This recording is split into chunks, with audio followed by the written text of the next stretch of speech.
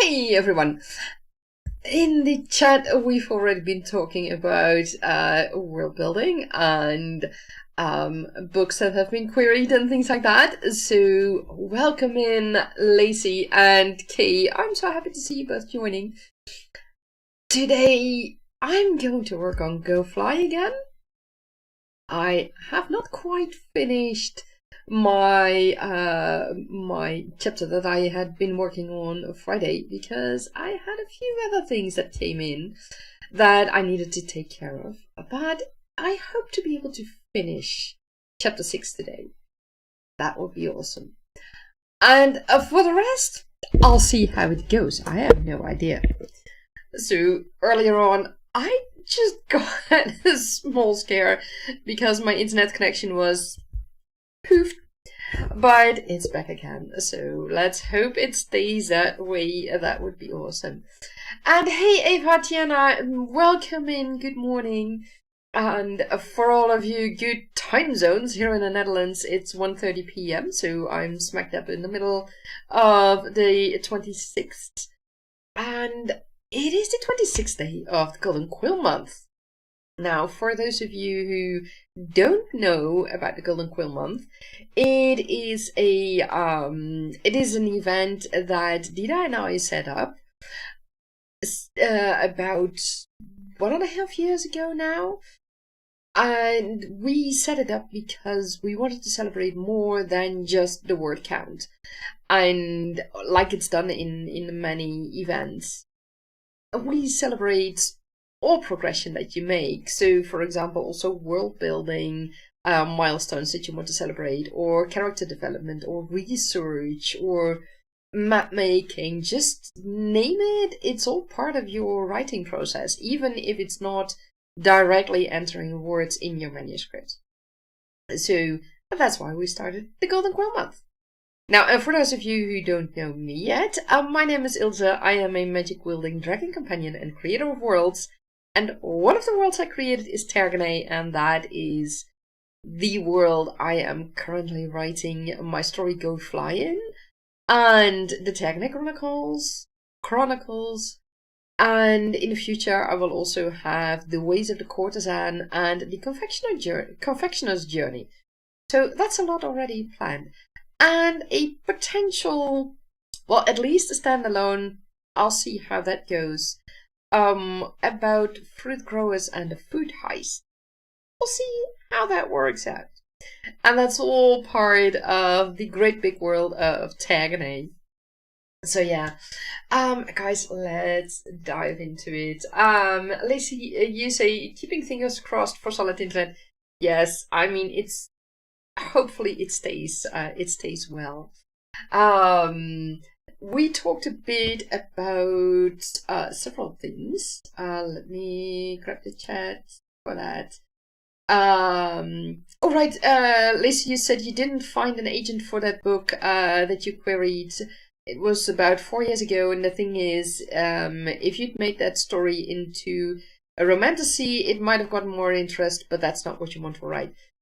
You know, that's so important that you stick to what you believe your story is. And once you start changing it to a different genre or a different subgenre, or you make characters completely different than what they used to be,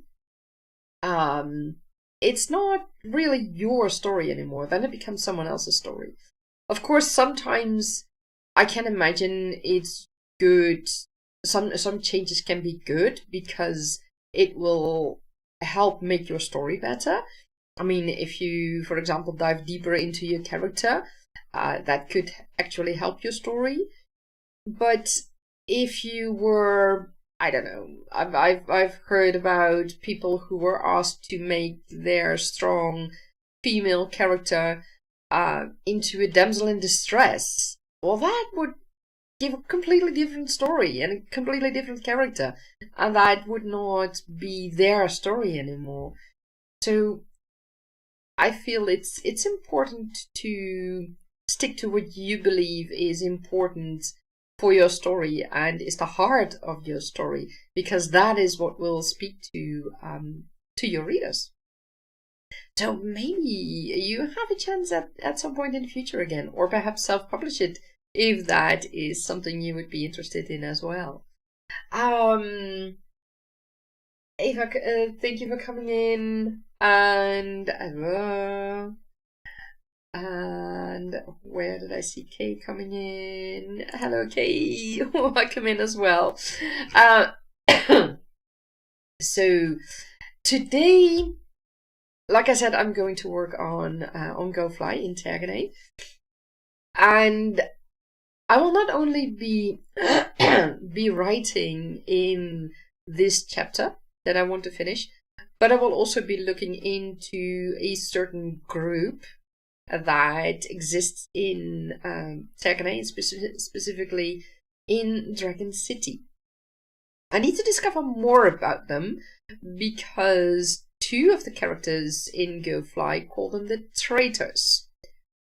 So it would be helpful if I know more about them. So that's what I will do. And in the earlier chapters, there are already a few creatures from Tergaenae.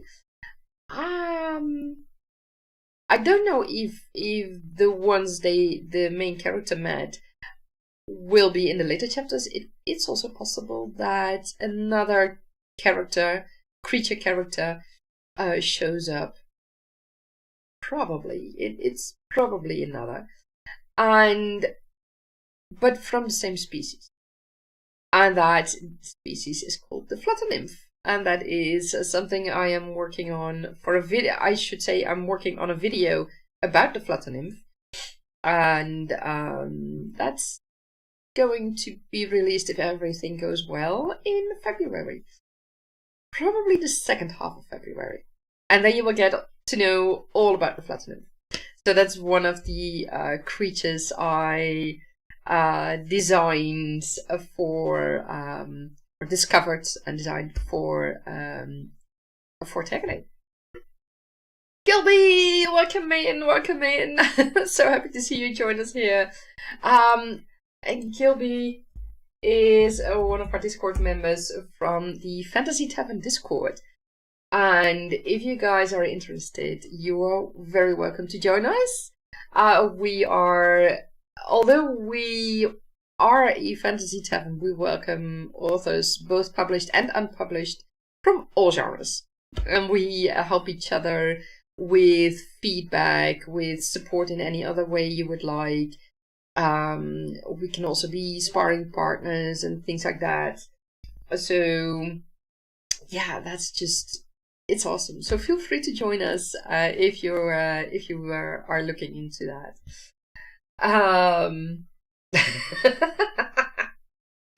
Gilby says, go join the Discord or you'll swivel and deny you coffee for the next fiscal year. Well, you have a warning. Or rather a incentive to join our Discord. And it's just so wonderful. And welcome in, Lacey.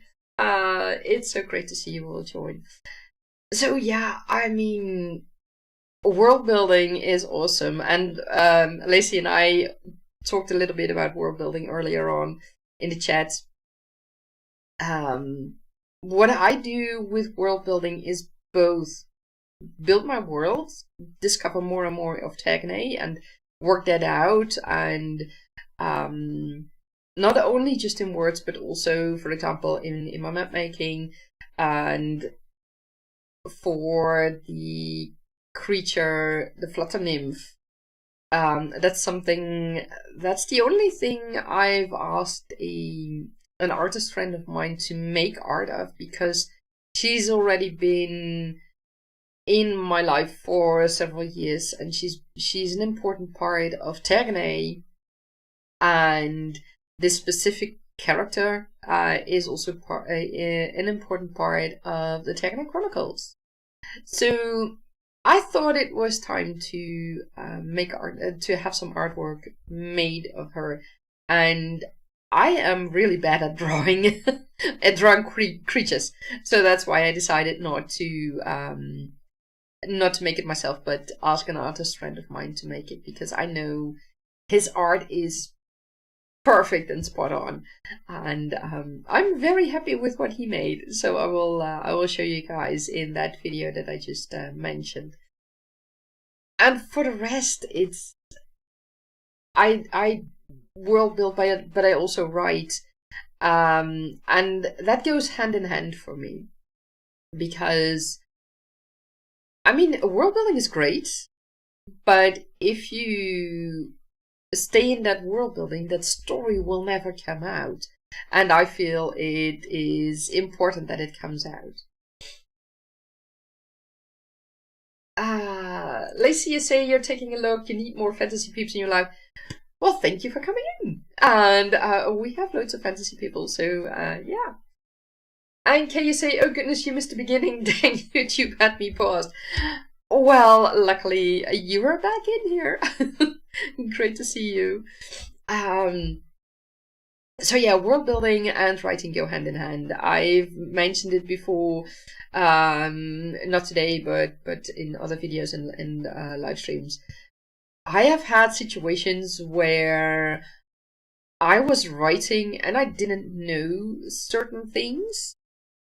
So I needed to world build. For example, I needed to know how long it takes to go from Dragon City to the Silk and Bamboo Empire Archipelago.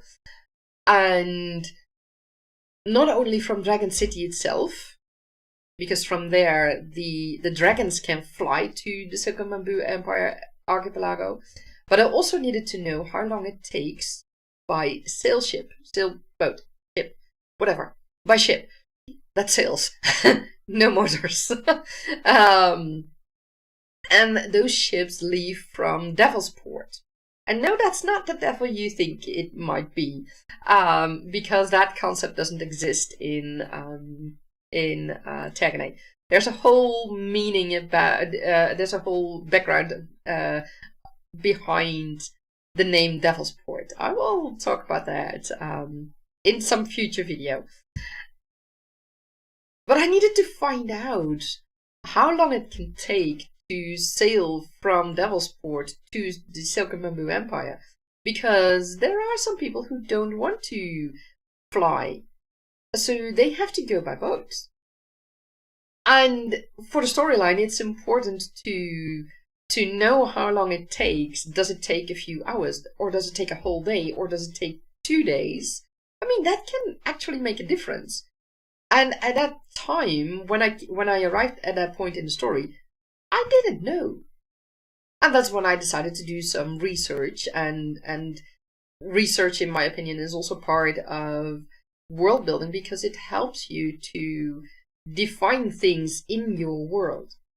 So that's what I did, and I discovered that it's doable to do it in 1 day, to sail there in 1 day, if of course tides are right and the currents, but very important also the wind. That's very important. So I did that research, I dove into it, I worked out, discovered how that works in Tergaenae, and from there I could continue again with what I was writing at that moment, and also with later on with what I was developing in my storyline, because those may seem like small details at first glance, but if you are a princess, for example, in this case Naja, and you need to go from the Silk and Bamboo Archipelago to Dragon City, but you don't want to fly because you have a fear of heights, you know, you don't step on the back of a dragon.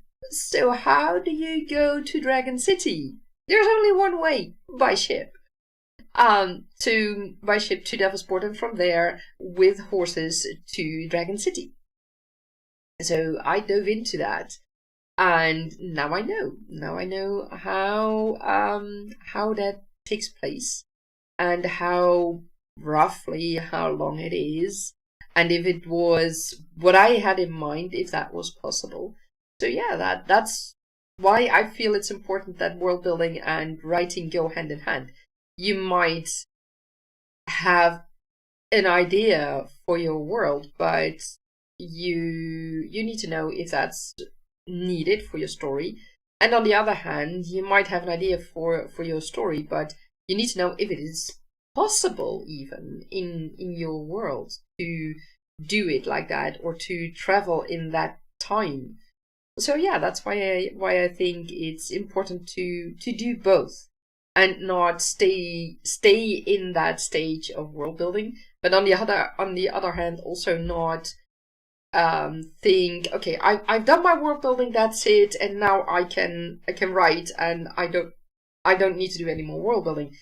At some point, especially if you are writing a fantasy story that's set on a second world or a high fantasy world that's different from Earth, especially in those cases, you will run into moments where you simply don't know what things are like, and then you just dive into that particular thing at that moment, and after that you can go on writing again.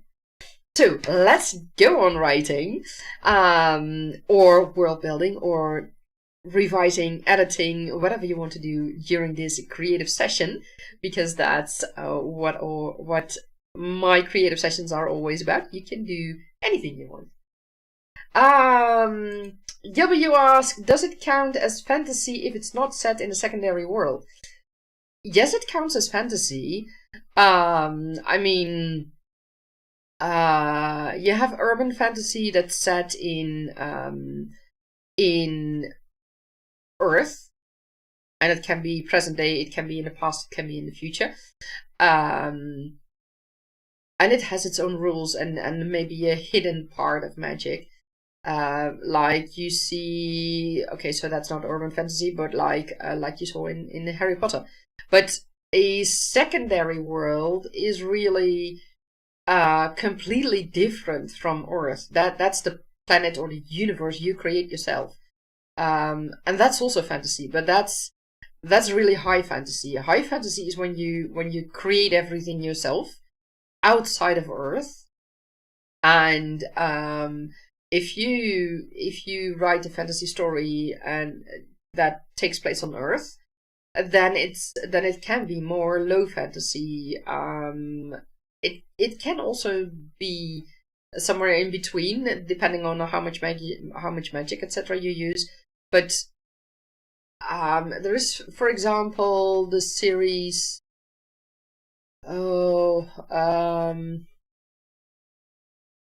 Something with Salem.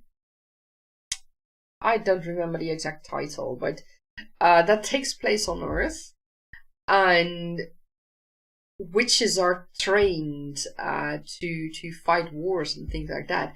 So that's a fantasy series as well, but it's set on Earth instead of in its own world. So there is a wide spectrum of fantasy. And Lacey, you say you're taking the kiddo to school. I wish you a safe trip, and I hope your kiddo has an amazing day at school. And you say, okay, so that means your setting is low fantasy because it is set in our world. Well, depending on how much fantasy you include in our world, you can make Earth as high as you can in the fantasy spectrum. You can, for example, use the environment of Earth and the buildings of Earth, while you give everyone magical capabilities and have all kinds of fantasy creatures on Earth, not in a hidden place on Earth, but just fully roaming Earth as we can see it. I would call that more than low fantasy, but that's my opinion. I think the more fantastical elements you use in your story, the more the more it's leaning towards a high fantasy. But usually when you create a second world, as it is called, really your own world, that maybe even your own universe in which Earth doesn't even exist. Like for Tergaenae, that Tergaenae exists in a universe. I haven't thought of the other planets or whatever, but it exists in its own universe, and Earth isn't. They don't know it. It's not there. And that's what they call a secondary world, secondary universe, and that's when you get into the high fantasy through that direction. And Gilby, you say basically World War III happened, and weird things started popping up, like technomancers channeling mysterious effects through cybernetics, and a dragon made of living metal roaming around the outback. Oh, wow. You're not sure how much that qualifies as fantasy. I would say that qualifies as fantasy. It might, depending on what you do with it, it might lean more towards sci-fi, but I'm not deep into sci-fi. I think sci-fi is more that you go into space. But sci-fi or sci-fantasy, I think, is also a term that's being used. I think that's what people are talking about when you go more into technical things and still have real fantasy things. Like a technomancer, the term in itself already sounds like a fantasy term. You have a dragon.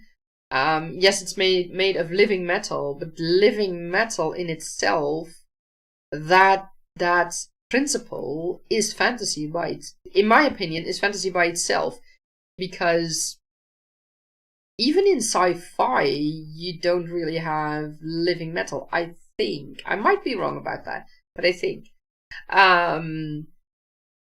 if you look at Brandon Sanderson's books, there is a lot of things, from what I understand. I haven't read the books yet, but from what I understand, there are things that are, how shall I say that? That lean more towards sci-fi, but all his books are fantasy. So yeah. Kay, your hubs is up. You need to head out. Thank you for the conversation. You're welcome. I wish you a great day. And have fun with your husband. And I hope to see you next time again. And hopefully I will be able to catch one of your streams as well. That would be awesome. I seem to miss them every time. I need to keep a closer look on that. So yeah, I mean, I feel that sci-fi, fantasy, sci-fantasy, they can be connected. It doesn't need to be all magic and all fantasy creatures like ogres and things like that to be fantasy. I understand that the less magic that is being used, that it is less, or that it's lower fantasy. But it all depends on how you look at it. I mean, look at our present day Earth. If we show a tablet to someone who lives in a tribe in the rainforest and really lives off nature and has no idea of how we in our modern world live, then they might regard it as magic. Holograms, they might regard that as magic, as a ghost, and you were able to call it forth. So they might regard that as magic. While for us, it's just a technical thing. It's a hologram. So yeah, those things like that. It also depends on the eye of the beholder, and that's also important, I think. And what you described, Gilby, it's I mean, World War III, so that leans more towards dystopia. But technomancers channeling mysterious effects, that in itself already sounds like fantasy, because channeling is not a sci-fi thing, it's not a dystopian thing, but it's fantasy. Dragons and living metal, that to me sounds like fantasy. It doesn't sound like sci-fi. It's I would say it's modern fantasy, maybe futuristic fantasy, something like that. But I wouldn't say it's not fantasy, because there are lots of elements in it that speak to me, that speak fantasy to me. Let me put it that way. So yeah, I would say you have fantasy on your hands, and I like that. I like this this version of what you are talking about. That's also great. I mean, fantasy has such a wide spectrum of things that you can do, and that's one of the things I love about fantasy. And given you say basically the nature of your setting can be summed up in Arthur C. Clarke's quote, "Any sufficiently advanced technology is indistinguishable from magic." Yeah, I think that's a very good one. I mean, like I just said, that hologram or that tablet. Look at I don't know, things like Stargate, the series, the TV series Stargate, or Farscape. I mean, traveling through those gates, wormholes, whatever. It was sci-fi, and at the same time, you saw completely different creatures, people as in folks. And in Farscape, for example, completely different races, not even humanoid. So yeah, it's that really is more fantasy. And I mean, electricity was regarded as something magical before we knew how it worked. There are many things that were regarded as magic in the past, while we now know how things work. Back then we didn't know that, and it was magic for the people. Given you say the technomancers don't know how they got cybernetics growing in them, spirits resemble holograms, and the dragon is a machine but still a dragon. I would say magic, yeah. I mean, if you don't know how they get those cybernetics, that's magic. I mean, how do you explain it elsewhere? And it's meant to deeply, is this actually supernatural, or just really futuristic science we don't think possible? Interesting question, and it will be interesting to see how that evolves through your story, through your world, because I can imagine that people might think of similar things. I mean, in the past we've had RoboCop. I mean, that was cybernetics all over. And now we have robots that look like people, more and more. Especially if you look if you look at Asia, where they are mostly developed.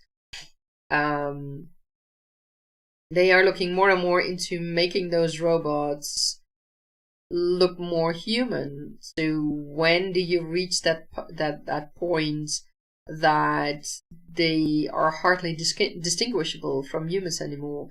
And when do you reach that moment when, I don't know, when you have a data from Star Trek, for example?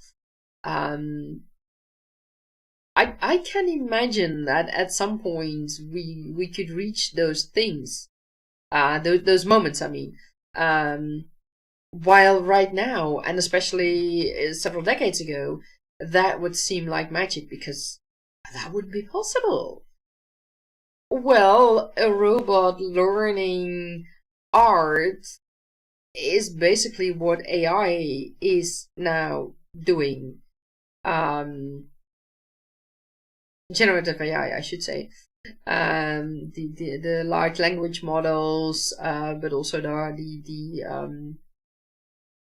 models that work with art. You can see some kind of resemblance there. Not that I approve of the current generative AI programs, because I don't.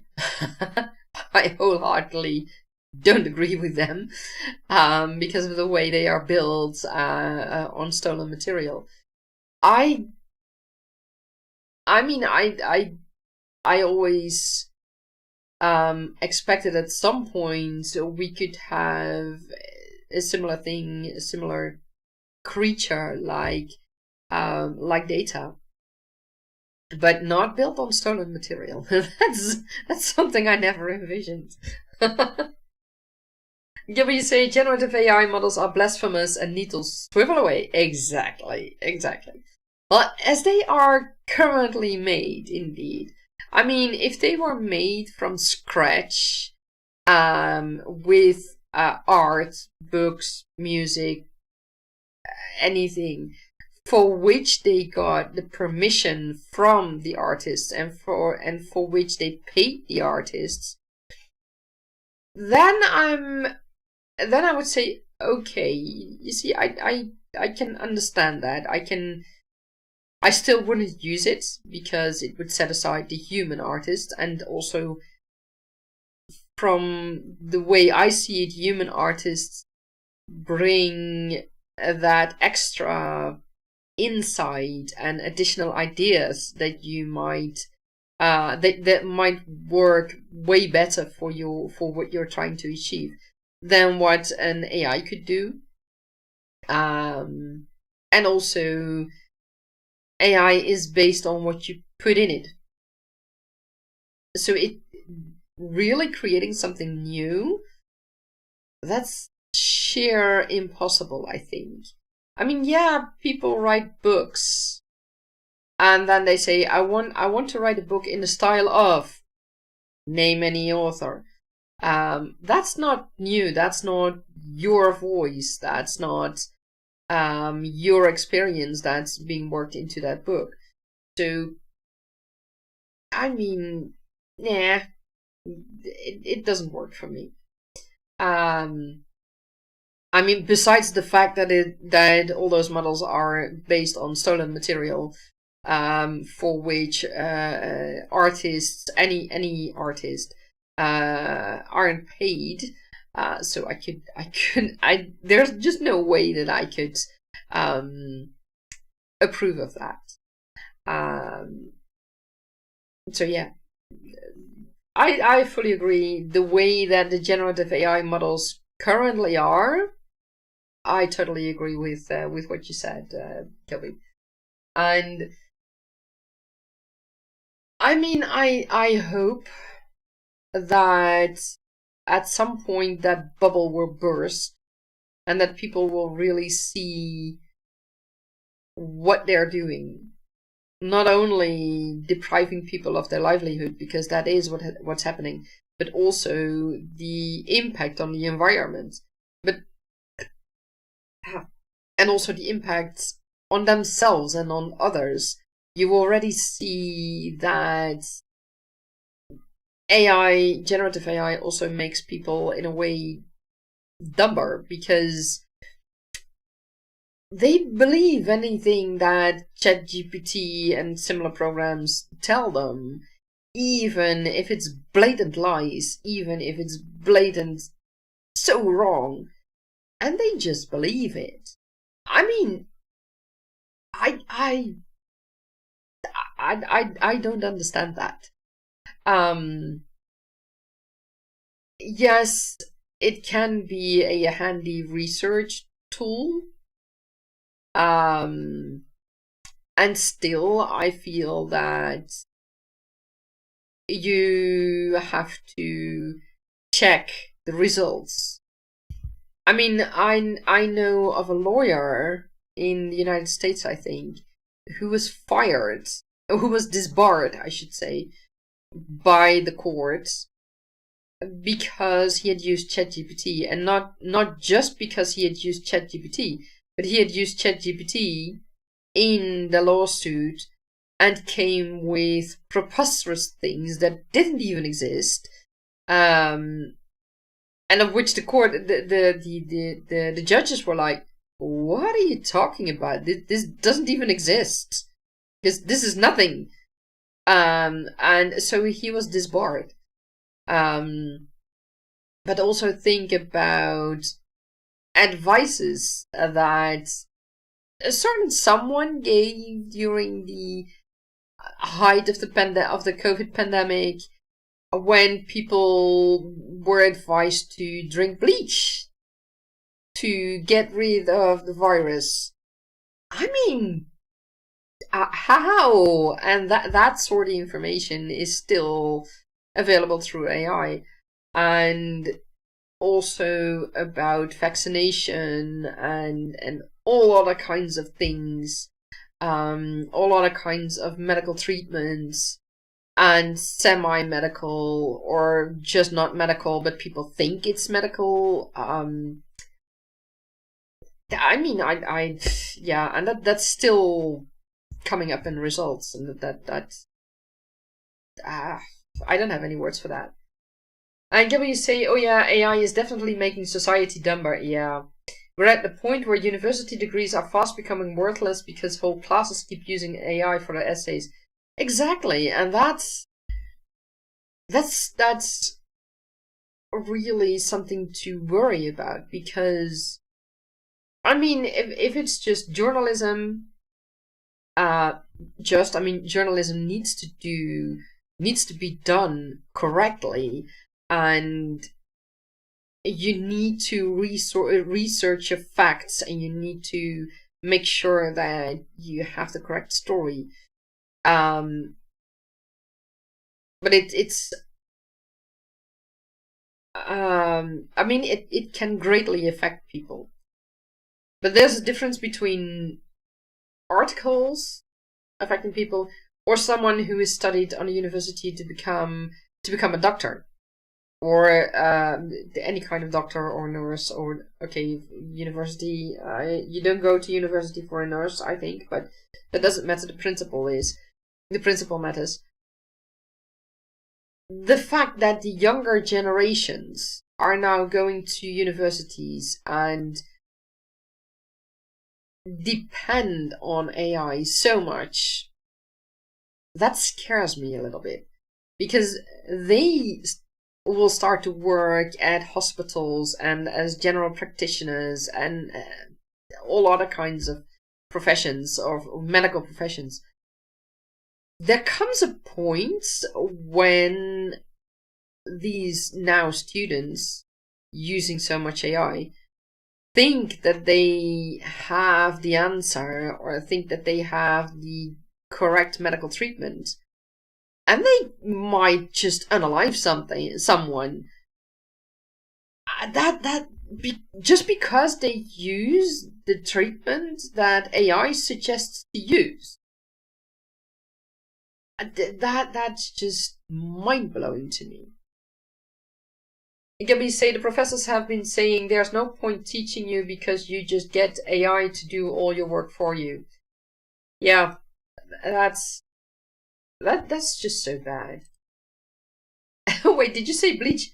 Yeah, I did say that. You were flabbergasted. Well, yeah, me too. Yeah. And you say, I believe you believe here in Australia, nursing students start out at university and then get placement at hospitals once they get a certain way through their degree. Okay, yeah, like I said, I don't know exactly how it works. I think here in the Netherlands, you don't need to go to university, but you go to college. There's a difference between that, but Don't hold me to it because I don't know it. I'm not in that field myself. I'm not in the medical field myself, so I have no idea. And can we say there's a university in Queensland which has an entire hospital because its medical degree range is so big. Wow, incredible. So I can imagine that people will go there because they might also be on top of the latest, newest treatments and things like that. That's incredible. Yeah, here we have university medical centers. But they are always part of an existing hospital, I think. And then the hospital is called like that. I'm not entirely sure, but it's not. It didn't originate. Those hospitals didn't originate, I think, from the university. I think they were just connected, and at some point they were called the university medical centers or something like that. Hey Shannon, welcome in. Thank you for making friends with the like button. Excellent. How are you doing? How is the kiddo doing? And have you been able to enjoy the release of your latest book? That's now 1 week that you released it. You're just setting up your PC. You need to leave out in a few minutes to take the kiddo to the bus stop. I wish you good luck on setting up your PC. Oh, do you have your live stream in about an hour? If you do, make sure to link it in the chat. And you're tired today. Good workout at the gym. That's great. Excellent to hear. And yeah, 1 week after release, excellent. I hope everything went smoothly for you. I know I remember I joined your stream when you just released the book, so I hope it went smoothly after that. It's just so great to hear authors publishing their stories, publishing their books. That's awesome, and I love it for you. And you hope I'm doing well. I'm doing well. Thank you very much.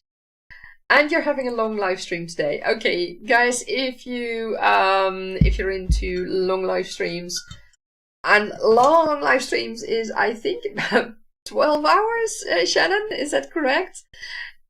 Check out Shannon's live stream later on. Gilby, you say you did recently find a channel with AI shorts of super dystopian sci-fi imagery with a voiceover which feels like AI is roasting society for stupidity involving technology. Oh wow, that's weird. That's weird. Oh my. Shannon, you say you're probably closer to 10 hours live streaming. Okay, that's amazing. I mean, how do you do that? Where do you get the energy to do that? And Gilby, you say AI says you gave every voice a megaphone and screamed yourself to death. And you felt like you got a whiplash. Yeah, I can imagine that. Just please give us human voices and just scrap that whole generative AI business. But that's my feeling. That's my honest feeling about generative AI. Shannon, you say you need 8 hours of writing, so not an 8-hour live stream or eight 1-hour sprints, but a full 8 hours of writing today. Okay. That's awesome. I remember when I was able to focus so long on my story. It was awesome to be able to do that. And Shannon, you say you can super focus. It's your superpower. That's great. That's if you're able to do that, that is amazing. And how shall I say that? It helps. It can help so much in your writing process. And yeah, that's awesome.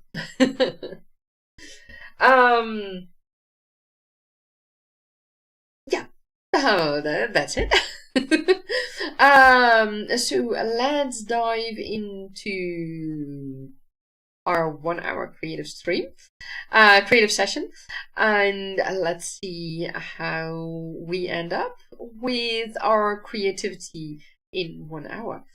So I'm gonna put up my headphones. Oh, before I do, let me show you something. I got this from my brother and sister-in-law yesterday, Saturday. It was amazing. It's been on my wish list for ages, and they gave it to me because of everything I did for them. And I love it. I need to build it, of course, but I love it. The kingfisher is such an amazing bird, and I'm so happy with it. So that's what I'll be working on tonight. But it's I think 30. Yeah, it's 30 centimeters by 21 centimeters, or 12 inches by 8 inches. You guys see that? Yeah, I think you can.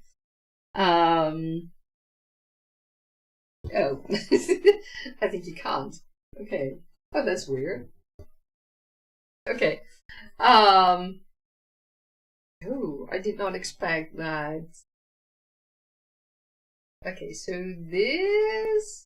It's probably because it's so dark. My camera picks it up, but it's not showing... Yeah, there it is. There it is. Yeah, it's cutting out. Indeed, Shannon.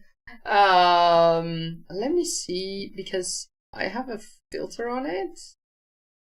Oh, that's the wrong one. I have a filter on my webcam to get rid of the background.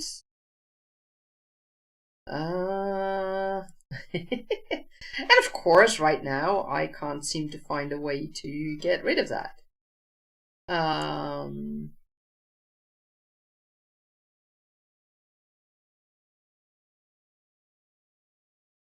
Okay, let me see.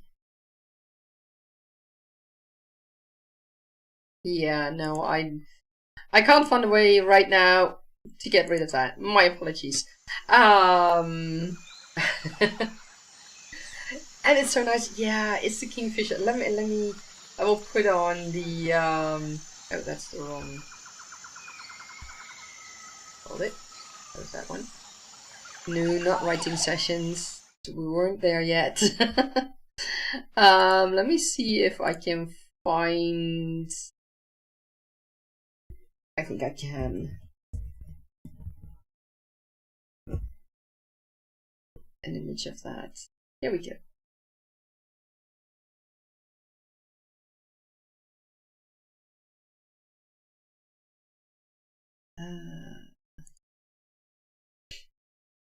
Then I can properly show you guys what I got. I totally forgot that my my camera would blur that, would take that out.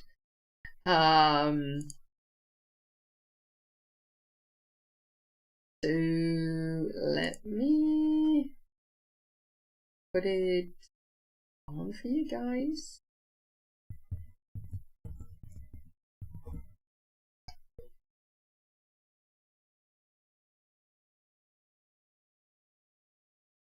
This one, yes. This is the kingfisher, the Lego kingfisher, and that's what I got from my brother and his girlfriend, my sister-in-law. And yeah, it was a thank you for everything I've done over the last months. So it's awesome. It's been on my wish list for a very long time. I will make it smaller.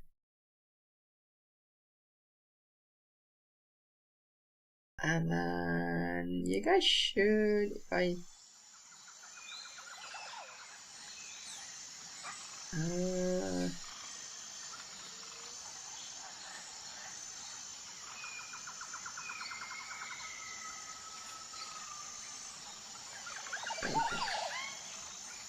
okay, so for those of you joining in later, Kenny said it's cutting out. Yeah, you can't really see it. Well, now you should be able to see it all. Let's go back to the main screen again. And you gotta go to the bus stop. You leave me up, and you'll return soon. Thank you. And you will say press 1 for the Lego burp. Yeah. It's so beautiful, and I'm so happy with it. My eyes irritating, or is irritated, I should say. So yeah, it's fun, and I love that they did this for me. It's just an amazing creature, and the kingfisher is also the inspiration for me to name my studio. I have not done anything yet with my studio, but yeah, it was the inspiration to name it Kingfisher Wyvern Studio. And for my books, I'm thinking about having a different name, but I'll see about that. I think I will tell you guys more about that in the video about the Flutter, because there were things about the Flutter that I love to tell you guys, and then it will make more sense if I do that in that video.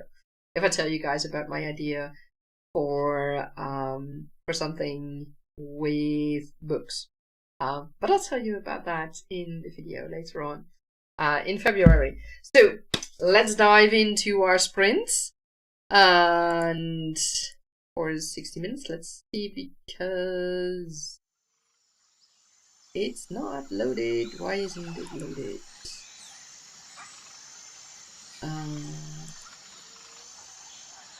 What else? Let me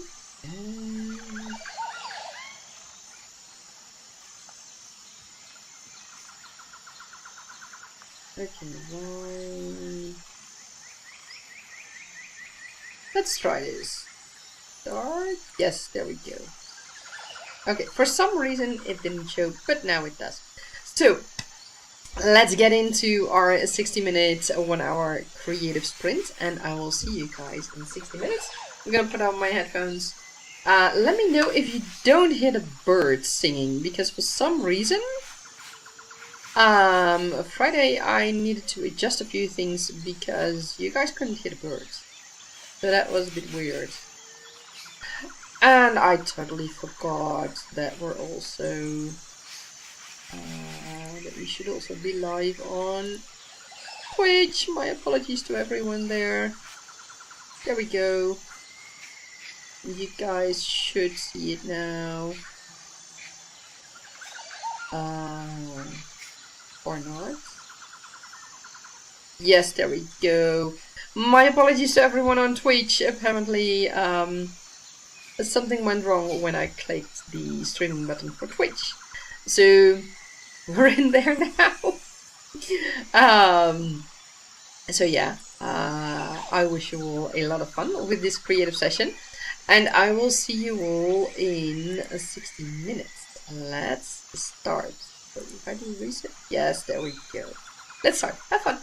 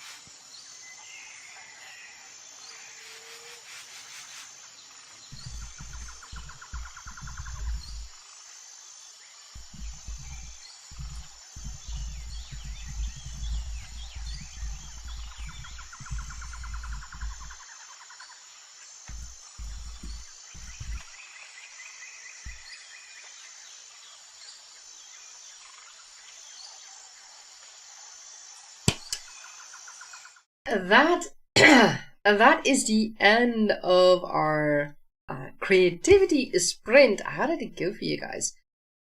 I have to be honest and say this wasn't the easiest one. I was writing the fighting scene of this chapter, and I'm not into writing fighting scenes, it seems. Yeah, this is going to need some work. But you know what? At least I'm writing it, and that's the most important. I'll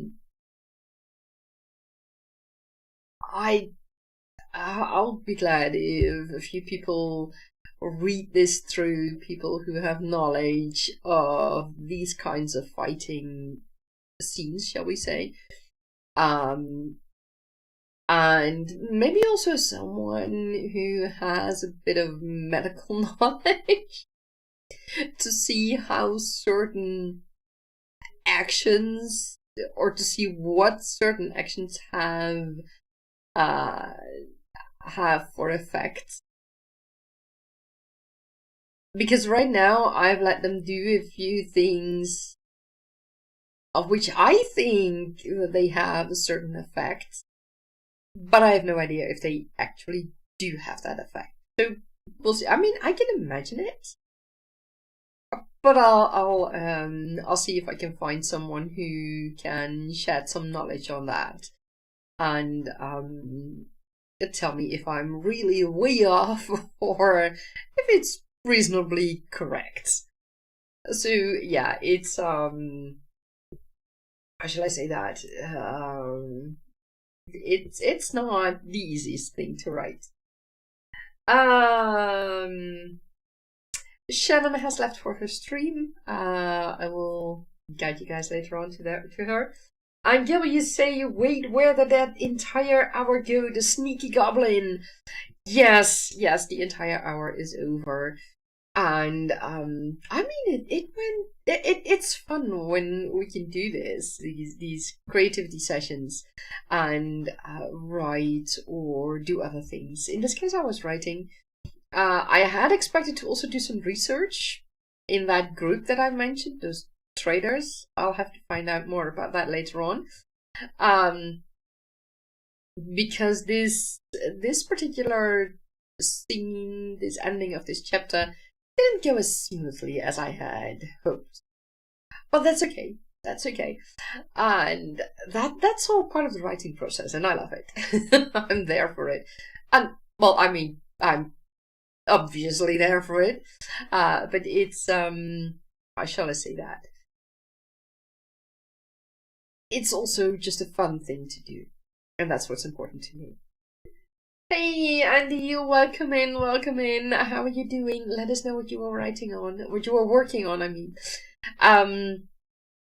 Yeah, like I said, this was not the easiest part to write, but I'll get through it. I'll finish this chapter, and from there I'll see. I have a rough idea of where this is going,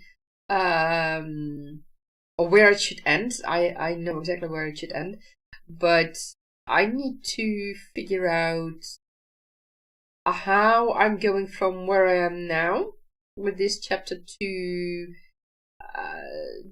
a certain location where they have to be, and how things are going with the bad guys.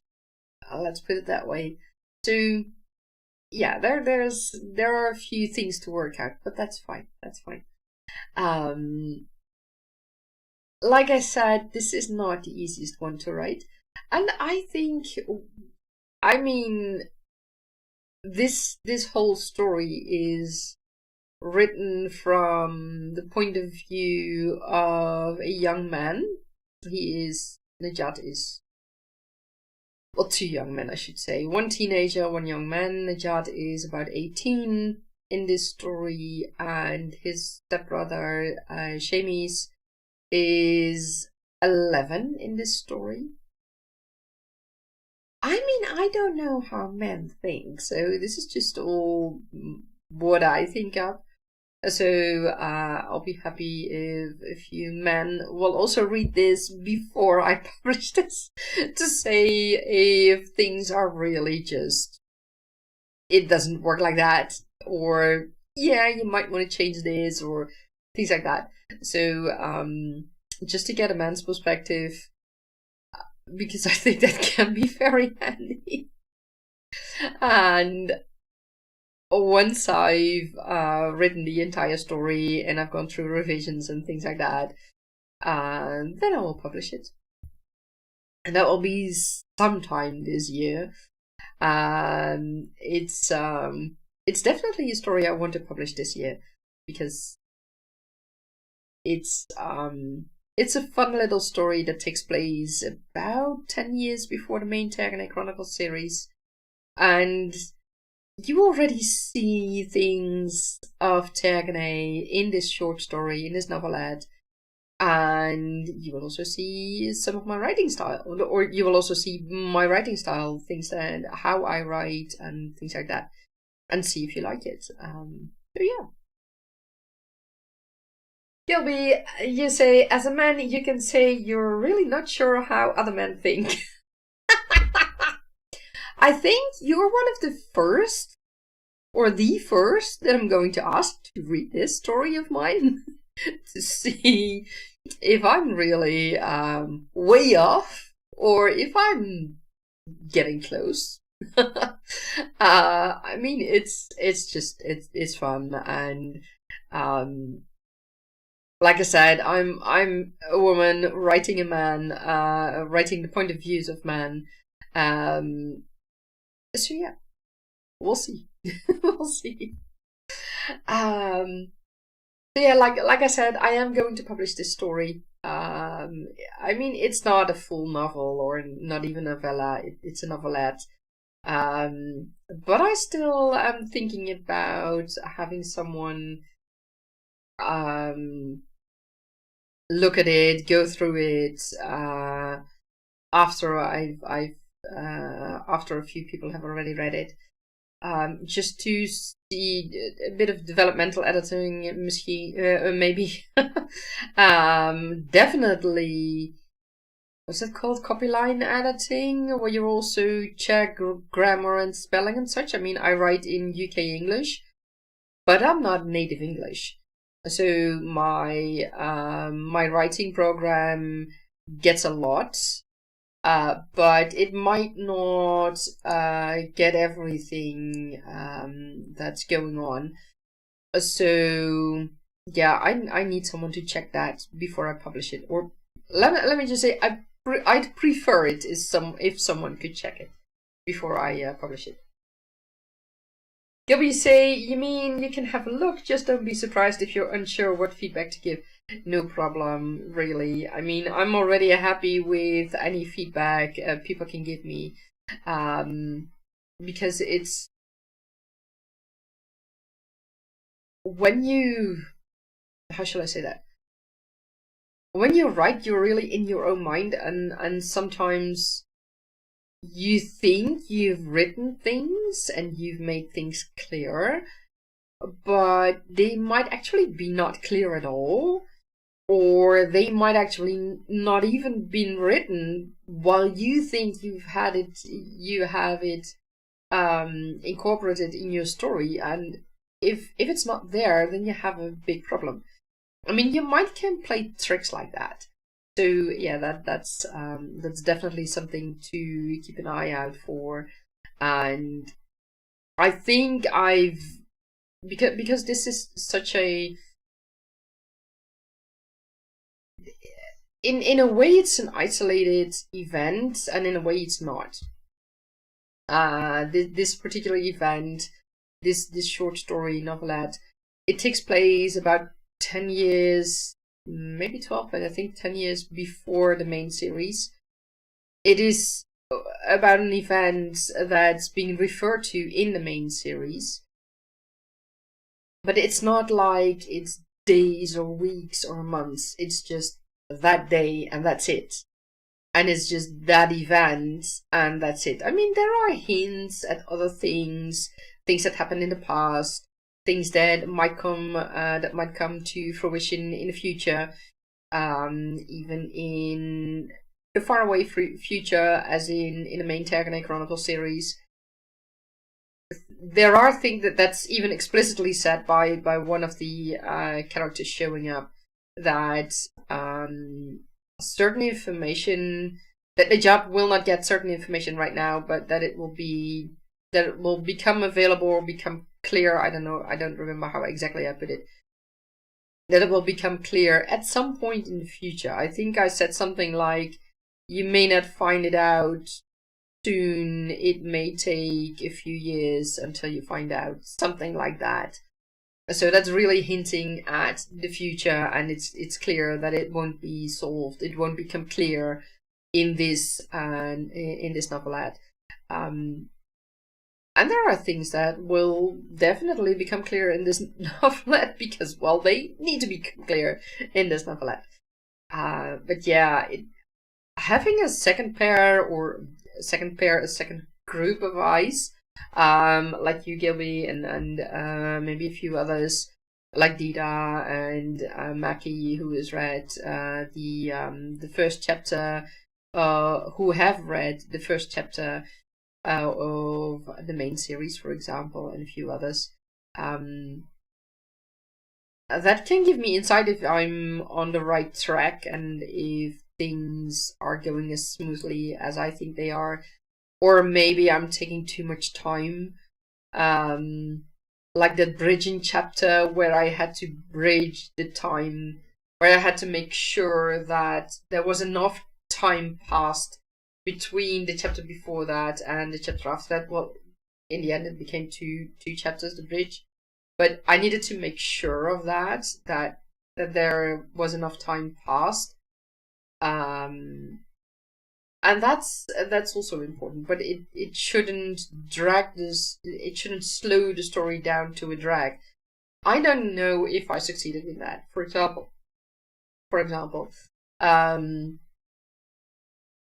and that's when sparring partners and critique partners come in very handy, and what I call pre-alpha readers. It's important to have other people look at your story, because you are so in that story that you will just not see things that are not correct because your mind is playing tricks with you.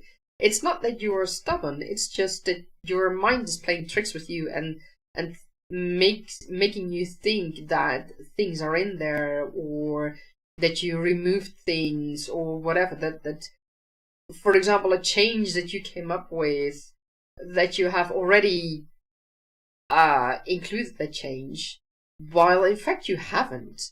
And it can cause confusion, for example. It can cause people to be thrown out of the story. And of course, that's something you really want to prevent. And that's why it's so very handy to have other people look at your story, even in the early stages, to make sure that you get the points where you are losing your reader, and that you get the points where things are slowing down in a bad way, or moving too fast in a bad way.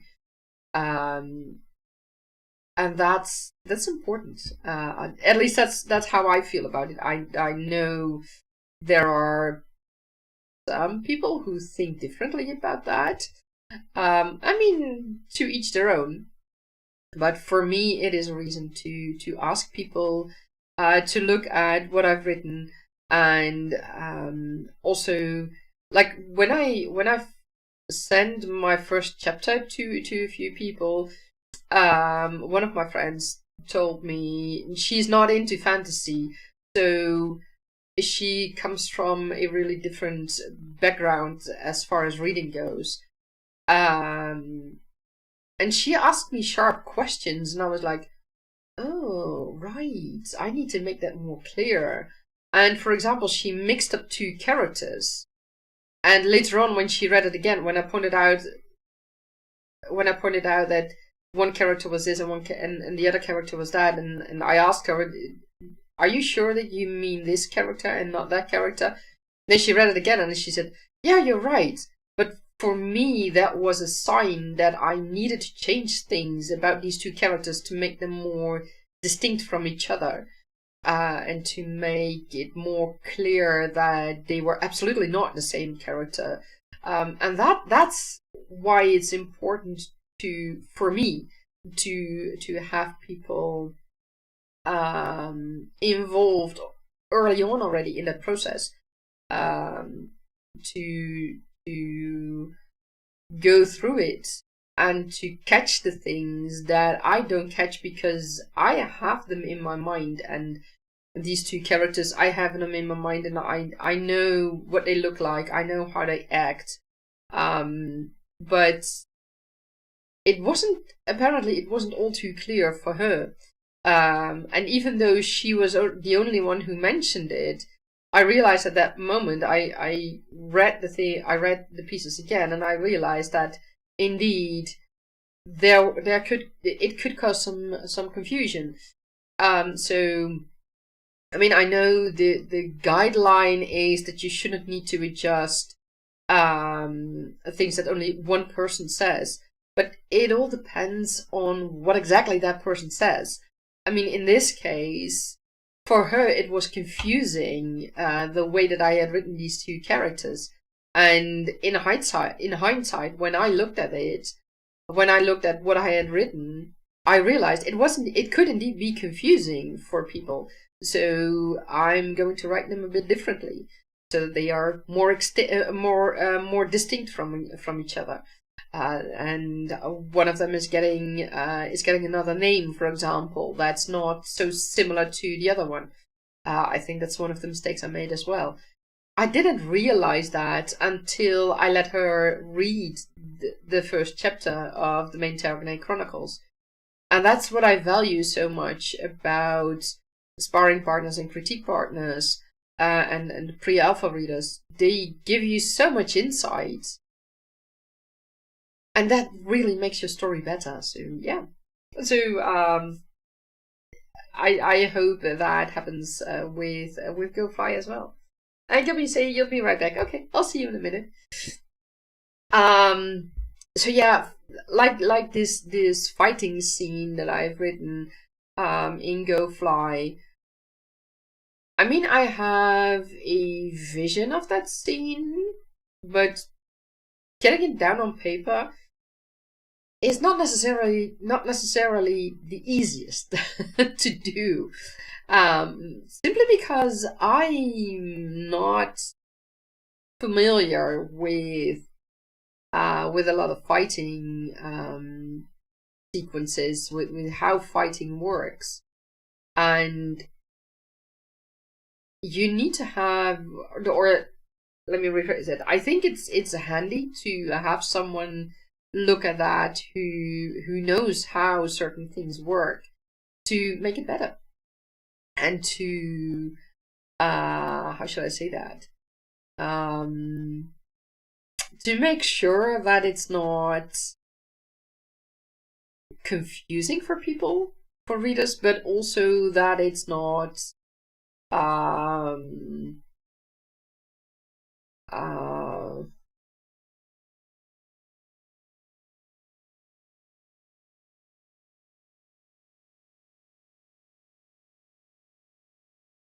hilarious where it shouldn't be hilarious, just because of the way I wrote it. And that's important to keep in mind, I feel. And for example, I posted earlier in our Discord a few days ago, I posted a little piece of what I had written, because I wanted to have some feedback on that, because I wasn't too sure if it would come across the way I thought it would come across. And as it turned out, I was way off. And that was important for me to know, so I rewrote the piece, made it better, and that's a good thing. Hey Daphne, thank you for checking in. Happy Mondays. Yeah, thank you so much, and happy Monday to you as well. How are you doing and what are you working on? Right now we are discussing, we are talking about um, having people look at your early work. I've just written a fighting scene, for example, in Go Fly. This chapter is still not finished. It's not that it is not that it is an extremely long chapter. It's just that I have some trouble writing fighting scenes, as it turns out. I have a certain vision in mind, but I have no clue if what I have in mind really comes across with what I have written. So, and it's also all men. At this moment, it's all men who are in this story, and well, I'm not a man, I'm a woman, so I honestly don't know if I was able to portray the way of thinking and the way of behaving that a man or a teenager would do in this case, in this scenario. So those are reasons to get critique, to get feedback on your early work even. And Devin, you said you signed and sold books last Saturday. Congratulations, that's awesome. And now you need to clean your office. I can't imagine that. How did it go with the signing and with the sale? I hope you had an amazing success. Is that from the event you went to with for which you showed your stand or your stall, or how do you call it? With the banners and such, which you showed earlier in one of the discords. I don't remember, to be honest. I think in a Right Now discord, maybe. I remember you showed some photos of a stand, and they look really great. It's something that is, how shall I say that? It's a fun thing to think about for the future. For me, in my case, I mean, I have not published anything yet, so my books are far from ready to be published. I mean, it's why I'm working on. Well, no, it's not why I'm working. I mean, currently I'm working on Go Fly, which takes place 10 years before the main Tergaenae Chronicles. And this is the story I do want to publish. This is the story I do want to publish this year. So that's my goal with this story, publish it. And it will be free to all my future newsletter subscribers. And for those who decide not to subscribe, they can buy it in the shop in the future. So yeah, that will be fun. And that's a goal I have in mind for this year. But I mean, the main Tergaenae series is far from being ready to even think about publishing. But at the same time, it's also fun to every now and then to think about, okay, what would I like to do, and how would I like to see things. So yeah. And Devin, you say it was the Jack's Urban Book Fest in Jacksonville. Awesome. Jacksonville, FL, is that Florida? It went very well. You calculate if you broke even on your table versus the sales. I hope you did. It would be wonderful. And Gilby, you say, all right, you're back. Welcome back, Gilby. Devin, meet Gilby. Gilby, meet Devin. Gilby is one of our veteran members of the Fantasy Tavern Discord.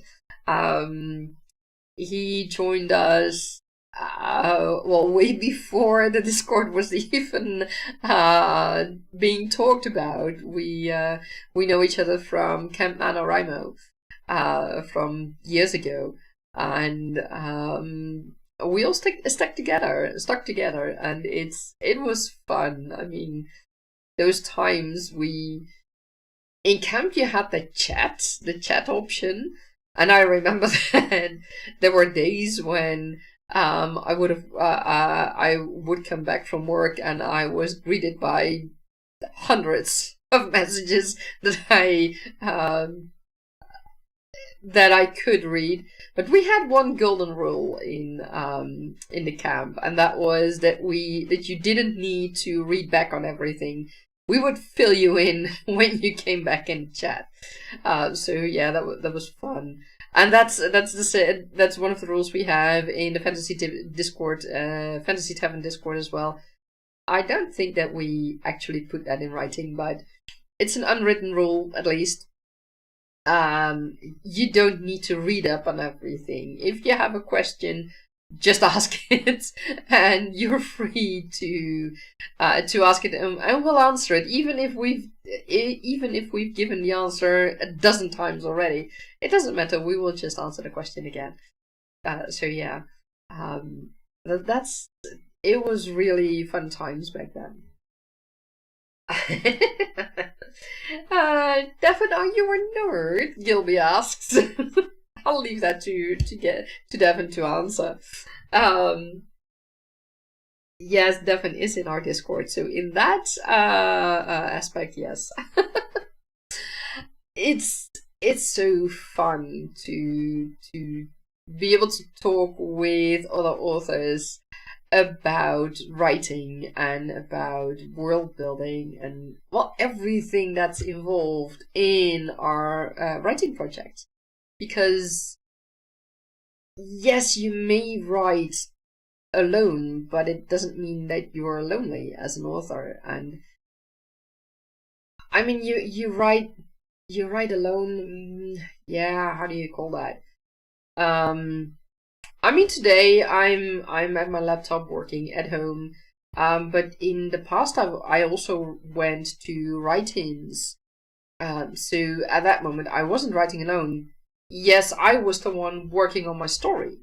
Nobody else was. In that aspect, you're writing alone, unless you have a co-author, and then you're not writing alone. So there are variations to that. But in the end, the whole process is not a lonely process, because there are usually many more people involved to get your book to publication in one way or another. And Devin says, I'm a total nerd. Excellent, excellent. You fit right in. I mean, that's the beauty of being part of a writing community. And I mean, in the Fantasy Tavern Discord, we can really go into fantasy details that might not matter to anyone but us. But we can also just totally make up things that we don't even use in our books, just for the fun of making it up. That's what we've done in the past as well. And just as a let me see, a sort of exercise, but not intentional. We just start to talk about things and come up with all kinds of ideas, and then things happen. So yeah, that's just fun, and I'm happy to be part of such a community where we can do that. And it's the Fantasy Tavern Discord. It is, our community is a wonderful community, and I'm so happy that we still have people from the original times from the camps, and yeah, that's just awesome. So yeah, and Gilby, you are absolutely right. Now we must swivel as nerds do. Exactly. Well, I'm taking that as a sign to swivel on to Shannon's live stream, who has started quite a while ago already. She is doing a very long live stream today, about 10 hours, she told us earlier. So let me give you the link again. My apologies, my nose is itching.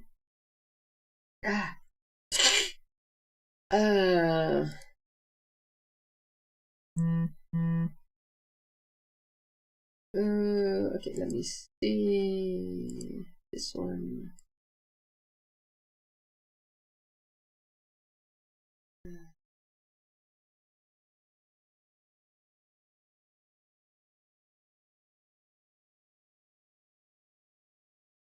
There we go. You guys should receive that now. Yes, there we are. So that's the link to Shannon's current live stream. So be sure to join them. And I will see you all tomorrow, 7 p.m. Central European Time. And until then, I wish you all a wonderful day filled with lots of creativity and magic. Bye-bye.